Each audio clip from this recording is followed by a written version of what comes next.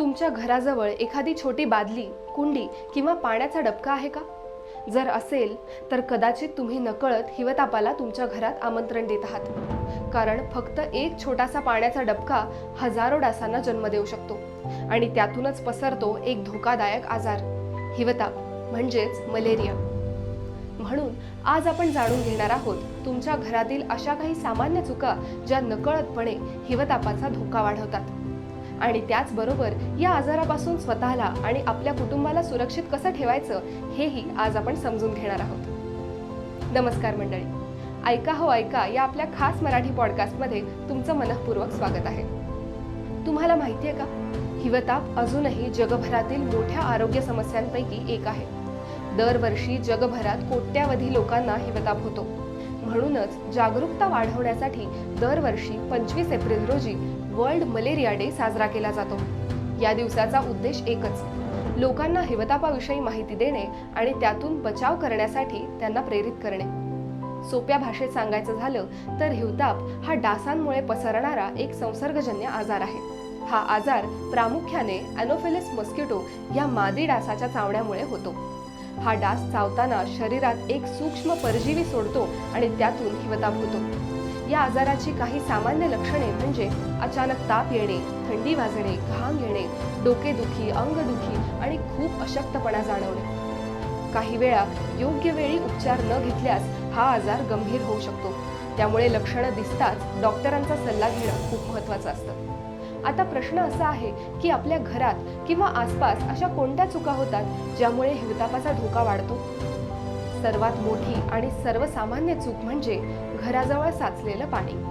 फुलांच्या कुंड्या, जुनी टायर्स, बादल्या, पाण्याचे ड्रम, कूलर किंवा अंगणात साचलेलं पाणी ही सगळी ठिकाणं डास वाढवण्यासाठी अगदी योग्य ठरतात. विशेषतः एनोफिलिस प्रजातीच्या या डासाला अंडी घालण्यासाठी फार मोठ्या पाण्याच्या जागेची गरजच नसते. अगदी छोट्याशा झाकणात, प्लेटमध्ये किंवा एखाद्या लहान डबक्यात साचलेलं पाणीही त्यांच्यासाठी पुरेसं असतं. त्यामुळेच घराभोवती कुठेही पाणी साचत नाही ना याकडे नियमित लक्ष देणं आणि अशी ठिकाणं वेळोवेळी साफ करणं खूप गरजेचं आहे. दुसरी चूक म्हणजे पाण्याच्या टाक्या किंवा ड्रम्स उघडे ठेवणं. अनेक घरांमध्ये पाणी साठवण्यासाठी वापरल्या जाणाऱ्या टाक्यांना झाकण नसतं किंवा ते नीट बंद केलेलं नसतं. अशा ठिकाणी डास सहज अंडी घालतात आणि काही दिवसातच त्यांची संख्या वाढते. त्यामुळे पाणी साठवताना नेहमी टाक्या किंवा ड्रम व्यवस्थित झाकून ठेवणं ही खूप महत्त्वाची सवय आहे. तिसरी चूक म्हणजे संध्याकाळी डासांपासून संरक्षण न करणे. हिवताप पसरवणारे डास विशेषतः संध्याकाळी आणि पहाटे जास्त सक्रिय असतात. पण अनेकदा आपण खिडक्या उघड्या ठेवतो, डास जाळी वापरत नाही किंवा मच्छरदाणी लावत नाही. त्यामुळे डास सहज घरात प्रवेश करतात. म्हणून संध्याकाळी खिडक्यांना जाळी लावणे, डासांपासून संरक्षण करणारी साधने वापरणे आणि शक्य असल्यास मच्छरदाणीचा वापर करणे खूप आवश्यक आहे. चौथी मोठी चूक म्हणजे घराभोवतीच्या स्वच्छतेकडे दुर्लक्ष करणे.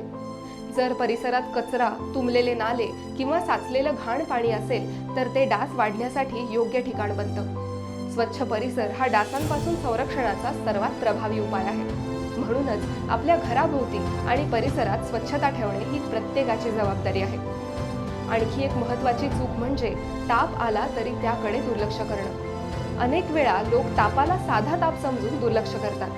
पण जर तापासोबत थंडी वाजत असेल, अंगदुखी होत असेल किंवा वारंवार ताप येत असेल तर लगेच डॉक्टरांकडे जाऊन तपासणी करणे गरजेचे आहे. कारण हिवताप वेळेवर ओळखला आणि उपचार घेतले तर तो पूर्णपणे बरा होऊ शकतो. मग हिवताप टाळण्यासाठी आपण काय करू शकतो? फार काही कठीण नाही. काही साध्या सवयी अंगीकारल्या तरी खूप मोठा फरक पडू शकतो. घराभोवती पाणी साचू देऊ नका, पाण्याच्या टाक्या झाकून ठेवा, डास जाळी किंवा मच्छरदाणी वापरा, संध्याकाळी शक्यतो पूर्ण कपडे घाला आणि ताप आल्यास लगेच तपासणी करा. या छोट्या सवयी आपल्या कुटुंबाला मोठ्या आजारापासून सुरक्षित ठेवू शकतात.